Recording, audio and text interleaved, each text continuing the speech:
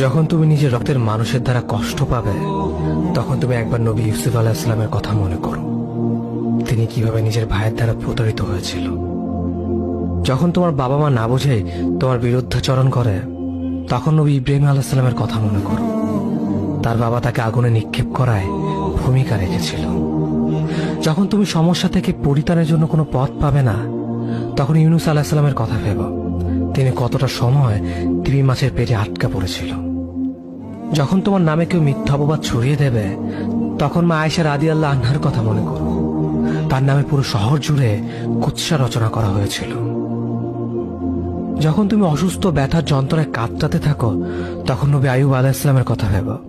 তিনি ভয়ঙ্কর এক ভাইরাস জনিত রোগে আক্রান্ত হয়ে তোমার থেকে বেশি কষ্ট পেয়েছিল।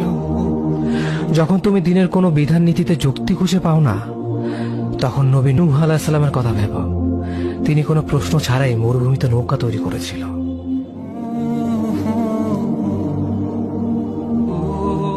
যখন তুমি আত্মীয়স্বজন, পরিবার, বন্ধু বান্ধবের কাছে হাসির পাত্রে পরিণত হও, তখন তুমি শেষ নবী হযরত মুহাম্মদ সাল্লাল্লাহু আলাইহি ওয়াসাল্লামের কথা ভেবো।